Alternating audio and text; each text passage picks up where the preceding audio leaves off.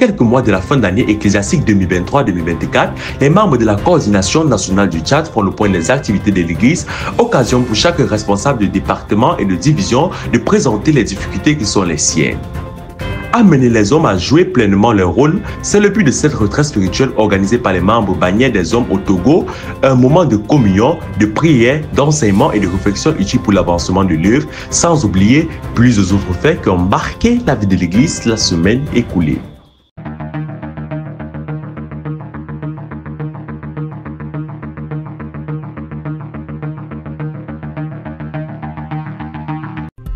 Autour de la table, chefs des départements et les chefs des groupes d'action de la mission Parole de vie du Tchad pour une réunion de coordination présidée par le coordinateur national.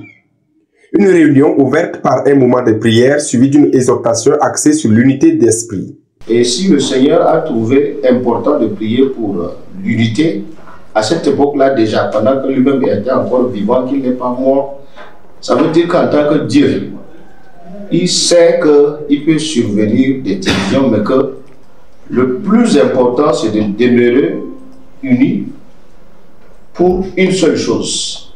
Pour que le monde croie que Jésus a été envoyé par Dieu. Ça, c'est un témoignage même de la prédication de l'Évangile. Il faut que les disciples soient unis. En ce qui concerne ce que nous ne comprenons pas dans la parole, il dit lui-même que le Seigneur va nous éclairer dessus. Mais pour la prédication de l'Évangile, il est crucial et important de rester et de demeurer unis. Une occasion pour ces responsables de l'Église de faire le point des activités ecclésiastiques menées durant l'année qui s'achève et de faire les projections pour 2025. Pendant cette réunion, nous avons réfléchi sur le plan d'action 2025. Nous avons aussi parlé de la Convention nationale qui se pointe à l'horizon, mais aussi l'arrivée des missionnaires du côté de Yaoundé, les missionnaires africains qui viendront se joindre à nous pour cette messe nationale du côté de Pala. Nous avons réfléchi également qu'il est nécessaire d'avoir un lopin de terre un peu grand pour le QG national parce que jusqu'à là nous sommes en location. À l'issue de cette réunion, des instructions ont été données aux différents responsables nationaux afin qu'ils affilent le plan d'action 2025 selon la vision de la coordination nationale et les soumettre au secrétariat général pour la compilation et le mettre à la disposition de l'Église en marge de la Convention nationale.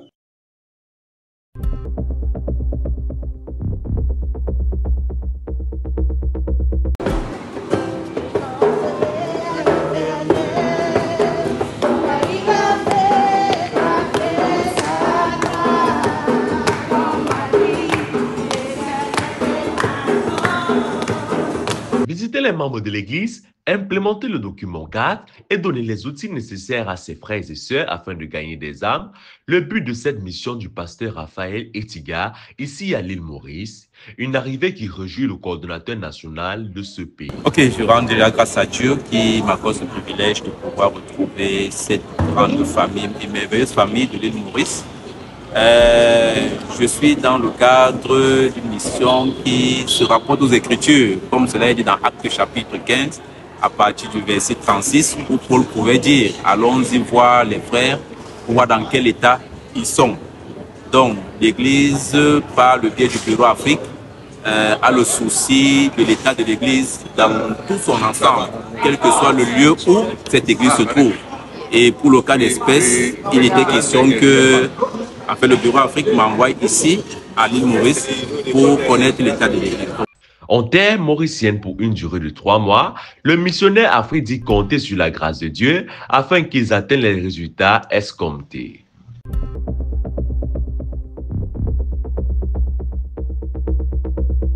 Recevoir les outils nécessaires pour leur marche et la gestion de l'Église, l'objectif principal de ces enseignements reçus par les membres du Bureau national de l'Église de l'île Maurice.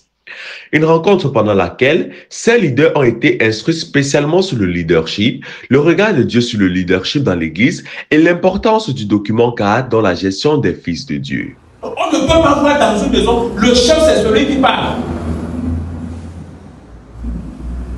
Mais on dans une maison, il y a une personne qui parle plus que le chef.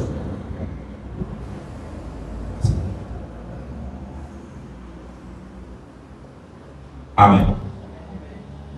C'est ça que même dans l'église,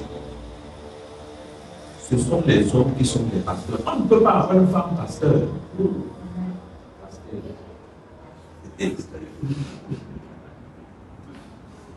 Et Dieu a toujours responsabilisé l'homme. Ils ont par ailleurs été exhortés sur le comportement du sauvé dans l'Église et même dans la société, tout ceci dans le but de gagner les âmes. Une série d'enseignements qui portera certainement les fruits dans les jours à venir et sera utile pour que l'Église soit active dans la mission.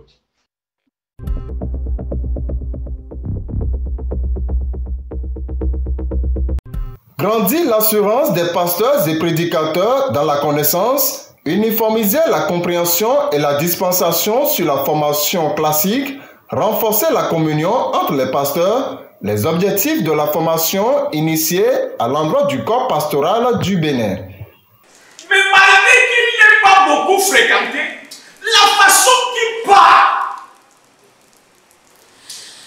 ils ont trop d'assurance. Ce n'est pas normal. C'est ça qui les a frappés. Est-ce que quelqu'un peut dire Amen? Bien-aimés dans le Seigneur, nous sommes venus ici pour essayer de grandir notre assurance dans la compréhension de ce que nous avons l'habitude de dire. Pour que quand tu vas devoir en parler, que tu en parles avec plus d'assurance, avec plus de conviction. De sorte que quand quelqu'un t'écoute, même si la personne se rend compte que c'est vrai que, mais la façon qu'il parle, bien aimé dans le Seigneur, laissez-moi vous dire, à la vérité, la différence dans nos prédications est simplement souvent un problème d'assurance.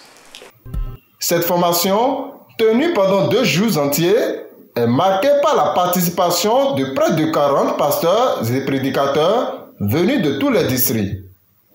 Ces derniers se sont ressourcés à travers des enseignements édifiants dispensés par les formateurs.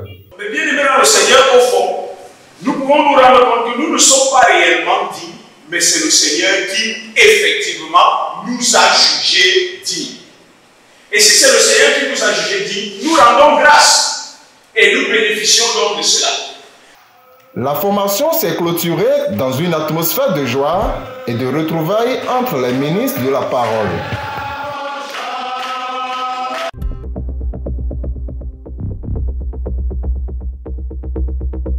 Le premier objectif que nous pouvons relever ici, c'était de grandir l'assurance de nos pasteurs et prédicateurs dans la connaissance, la compréhension et la dispensation de ce que nous avons entendu et reconnu certains dès le départ, sachant effectivement de qui nous les avons appris ces choses-là. Le deuxième objectif étant donc en droite ligne avec le premier, l'uniformisation de la compréhension et de la dispensation de nos enseignements et notamment dans ce cadre précis de la formation classique, mais aussi le renforcer la communion et l'équipement des pasteurs et prédicateurs dans le renforcement des capacités de ce que nous avons vu et fait pendant ces quelques jours.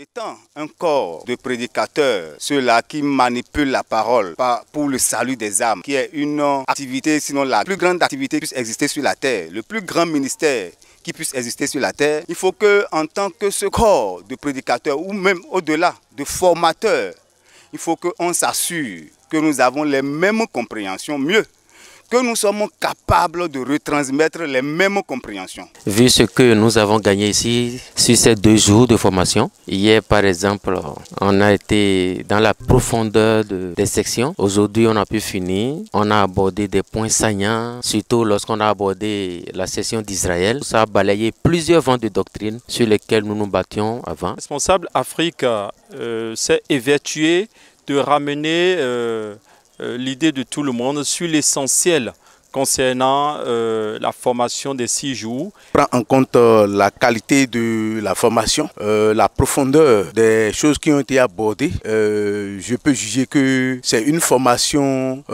dont nous avions besoin depuis longtemps, mais nous rendons grâce à Dieu qu'il utilise la mission interne pour pouvoir nous mettre à disposition de ces genres de formation, puisque c'est des choses que de façon générale nous n'abordons pas dans les assemblées, ni dans les QG, mais c'est une occasion que nous avons eue de poser toutes les préoccupations.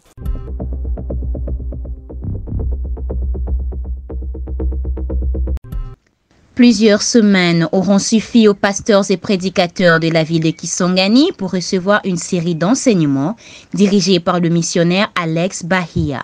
On ne regarde pas tes défauts, peut-être tu as fait... Non, non, nous tous, Dieu va nous mouler. Mais comme tu as déjà cet aspect-là, tu as déjà tous les éléments qu'on a besoin pour que nous on vienne vers toi pour te poser la question, on te met donc là. Donc même si encore nous-mêmes derrière, on va venir t'aider, mais en sachant que Dieu t'a donné ce couloir, on peut te poser la question par rapport à certains sujets. Un événement marque un tournant de la formation et les renforcements des capacités des leaders. Au nombre des thématiques essentielles abordées lors de ces moments, honneur à la parole, l'école des bases. Les membres du ministère d'autorité ont exprimé leur gratitude pour cette opportunité unique qui leur a été offerte. Durant son séjour à Kisangani, le pasteur a travaillé plus avec les prédicateurs. En tout cas, sa manière de travailler, ça nous a beaucoup édifié, les prédicateurs, par rapport aux préparatifs des enseignements. Comment un prédicateur peut préparer un enseignement, comment un prédicateur peut préparer les différentes sessions pour les séminaires, et aussi la manière dont il nous a expliqué comment est-ce qu'on peut mener un enseignement. C'était vraiment un moment de joie pour nous et que nous avions capitalisé. Et à moi personnellement, au terme de ces mois d'enseignement, il est clair que les pasteurs et prédicateurs de Kisangani ont beaucoup appris. Et à moi personnellement, l'enseignement qui m'a beaucoup marqué, c'est l'honneur à la parole. Comment est-ce qu'un sauvé doit... Les formations dispensées par les missionnaires Alex Bahia ont permis d'enrichir leur compréhension des Écritures et de renforcer leurs compétences pour mener à bien leur ministère.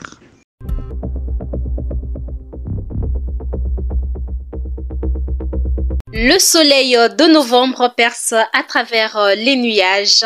L'air est frais, mais l'énergie qui émane du groupe des Sauvés du Congo-Brazzaville est palpable. Souriants, flyers en main, ils tiennent à ce que les Brazzavillois écoutent l'évangile du salut, d'où cette campagne d'évangélisation. Reconnaissables par leurs t-shirts, sous un soleil accablant, les mêmes équipes ont parcouru les 4 coins de cette ville. Un périple qui leur a permis de distribuer 300 flyers. 2 jours durant, les Sauvés du Congo-Brazzaville ont pu apporter à la connaissance des dizaines de personnes la tenue de ce séminaire biblique VIP prévu le 30 novembre prochain.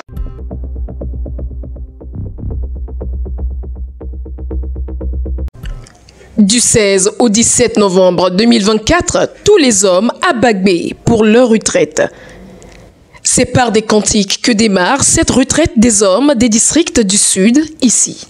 Après les mots de bienvenue du président national, ils ont bénéficié des enseignements spécifiques au nombre desquels le rôle, position et responsabilité du père dans l'église et dans la famille. Dans sa position d'homme, on fait les choses d'homme. Dans sa position de femme, on fait les choses de femme. Dans sa position de jeune, on fait les choses de jeune. Et nous sommes des hommes. Et il faut qu'on fasse les choses comme étant des hommes. Il faut qu'on s'affiche comme étant des hommes. Une communion qui leur a permis de se retrouver pour un culte le dimanche. Occasion pour ces membres du groupe d'action des hommes de se divertir par plusieurs jeux. Une retraite de 2 jours vraiment bénéfique avec des instants de vivre encore pleinement dans les 4 piliers de la vie chrétienne, disent les participants.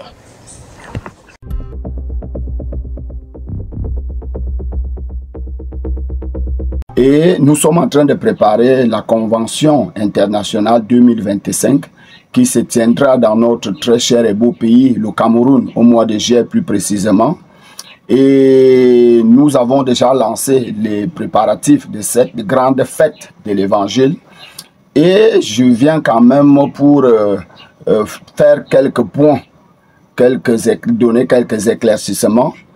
Au début de l'année 2023, nous vous avions dit, et nous nous étions dit, en rapport avec le budget que nous avions arrêté, qu'il était question pour nous de faire une prévision de 20 millions par an pour mettre de côté, donc nous devrions faire 20 millions mettre de côté pendant l'année 2023 et l'année 2024. Mais au terme de ces deux exercices, puisque nous sommes déjà en fin d'année 2024, nous nous sommes rendus compte que Ésaïe 55, le verset 8, nous a rattrapés. Et de deux, le proverbe 19, le verset 21, nous a rattrapés toujours. Parce que dans ce texte de proverbe, le Seigneur dit clairement, le cœur de l'homme médite beaucoup de projets, mais c'est le dessein de l'Éternel qui s'accomplit. Au regard des contributions qui ont été faites durant ces 2 années, nous nous sommes retrouvés dans l'incapacité ou encore dans l'impossibilité de faire cette réserve. Parce que nos provisions en 2023 étaient que nous devrions avoir 230 millions et que sur ces 230 millions, nous devrions mettre de côté une réserve de 20 millions également pour 2024. Mais nous nous sommes rendus compte qu'à la fin de l'exercice 2023, nous avons plutôt fait une recette, si vous voulez, ou encore les contributions ont tout simplement fait, qui ont été données, étaient à hauteur de 29%. Et avec toutes les missions que nous avions sur toute l'étendue du territoire, en même temps les conventions internationales, donc il fallait que le Cameroun donne sa part de contribution. Nous nous sommes retrouvés dans l'incapacité de pouvoir faire cette réserve. Et nous nous rendons donc compte que Dieu en a voulu ainsi, puisque même en 2024, nous sommes au mois de novembre, arrivé au terme du mois d'octobre, nous sommes tout simplement déjà à 23% des contributions. Donc nous nous rendons compte que le taux est extrêmement bas. Et avec les charges de loyer et autres, nous nous retrouvons donc dans l'impossibilité de pouvoir faire cette réserve. Mais, comme je l'ai dit, nous pouvons tout simplement comprendre que Dieu n'a pas voulu que nous puissions épargner de l'argent ou encore mettre l'argent de côté pour cette grande messe. Et compte tenu donc de cette réalité, permettez-moi donc de venir vers vous pour nous demander à chacun d'entre nous de faire plus de sacrifices, plus d'engagement, pour se mettre ensemble afin que nous puissions contribuer massivement pour que cette convention, cette fête de l'évangile puisse bel et bien se tenir dans notre pays. Donc nous avons élaboré un budget prévisionnel de 80 millions de francs, sachant que c'est toute l'Afrique qui va converger au Cameroun et en même temps les autres pays de l'Europe et de l'Asie. Donc nous nous trouvons donc dans l'obligation de faire plus de sacrifices, de faire plus d'efforts et plus d'engagement pour que nous puissions chacun pour sa part apporter sa quote-part, que ce soit financièrement parlant, que ce soit matériellement parlant, que ce soit en nature, pour que cette fête puisse bel et bien se tenir. Donc les coordonnateurs des districts et les pasteurs d'assemblée viendront certainement vers vous avec les montants de contribution qui ont été alloués à chaque district, qui ont été départagés également et certainement alloués à chaque assemblée. Et chacun devra, par la grâce de Dieu, mettre la main dans la pâte, comme on dit, et faire un peu plus de sacrifices. Vous savez, cette année 2025 est une année, j'ai envie de dire, une année de sacrifice pour nous, afin que cet événement se tienne et que Dieu, par sa grâce, puisse encore sauver plusieurs âmes. Je ne cesserai de le dire, et permettez-moi de nous le rappeler, l'âme n'a pas de prix. C'est-à-dire que même s'il fallait dépenser des millions ou des milliards de francs pour qu'une âme soit sauvée, je vous connais capable de pouvoir accomplir cela.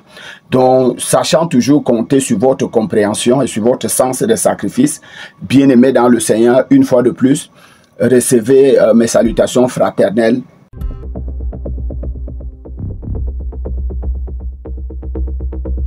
Les membres du bureau de la division des femmes du Fundi se sont réunis à Oyomaban pour une communion avec les jeunes filles ainsi que les mamans. Une rencontre meublée par des moments de prière et la prise de parole de la responsable de la division qui en a profité pour expliquer les raisons de la création de cette branche de la famille au sein de la Cameroun Life World Mission. S'en est suivi la présentation des membres du bureau et l'explication des différentes charges. Une rencontre qui rentre en droite ligne avec l'un des buts de cette division, à savoir réduire le gap existant entre les mamans et les jeunes filles. Après le district ecclésiastique du littoral au Cameroun, le tour revient à celui de l'Ouest d'accueillir la rencontre des pasteurs et prédicateurs. Comme cadre choisi pour ce rendez-vous pastoral, l'Assemblée de Bafoussam. Après l'arrivée des différentes délégations et du missionnaire Thierry Aïna, un temps a été consacré à la louange et un enseignement avec pour thème « L'Église, notre véritable famille ». Le missionnaire n'a pas manqué d'expliquer le document cadre. Nous sommes rassemblés ici à Bafoussam dans le cadre de la CDPP, la communion des pasteurs et prédicateurs du district de l'Ouest. Et c'est un programme où les pasteurs et les prédicateurs se mettent ensemble pour être déjà enseignés. Et nous avons été édifiés déjà qu'en tant que pasteurs et prédicateurs, c'est nous qui allons enseigner le peuple et nous avons besoin nous-mêmes d'être équipés afin d'être efficaces par rapport à la mission que Dieu nous a confiée. 2 jours durant, pasteurs et prédicateurs ont échangé sur la parole et des stratégies d'évangélisation.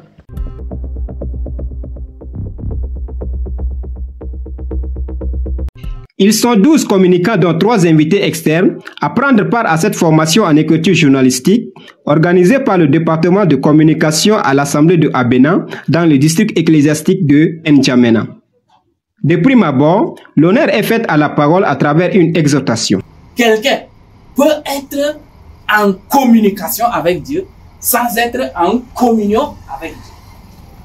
Parce que quand Dieu est venu, il a appelé Adam. Est-ce qu'avant le péché, là, il appelait Adam? Est-ce qu'il l'appelait audiblement? Parce qu'il y avait la communion d'esprit à esprit. Donc directement la connexion se passait, sans bruit. Mais quand Adam a perdu l'esprit de Dieu, alors Dieu est obligé de parler audiblement. Donc il est en communication. Mais il n'est pas en communion. Le formateur a donné les éléments essentiels de l'initiation à l'écriture journalistique. La manière de faire maintenant la rédaction, d'écrire d'un journaliste, c'est journalistique. Il renverse maintenant notre pyramide là. Quand tu as déjà les 6 questions, dans ta manière d'écrire en tant que journaliste, pas en tant qu'élève ni étudiant, tu as déjà la conclusion. Les participants ne cachent leur satisfaction à l'issue de cette séance de formation. Cette formation en écriture journalistique me permet de savoir, de déceler les 5 éléments qu'il faut pour écrire un papier journalistique. Je ne pensais pas acquérir des connaissances que j'ai pu acquérir aujourd'hui. J'aimerais vraiment la mission Parole de vie au Tchad pour ce qu'il vient de faire aujourd'hui pour moi. Une formation qui portera certainement ses fruits en permettant aux communicants de servir efficacement le Seigneur, une occasion pour attirer l'attention des invités sur le salut de leur âme.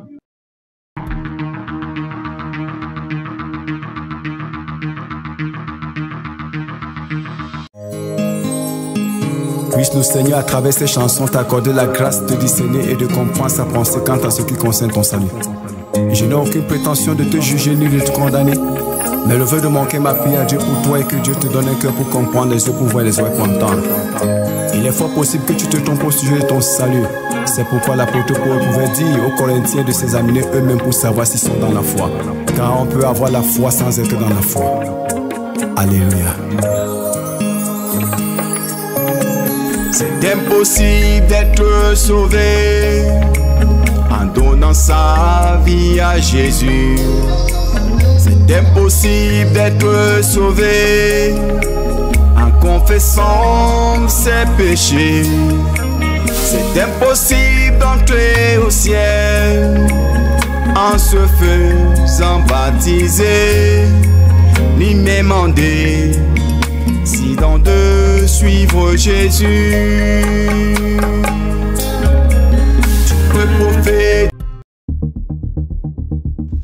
La véritable bénédiction, c'est le thème que porte le séminaire biblique organisé par le district du littoral de Benin Life World Mission le 30 novembre 2024 de 8h30 à 17h.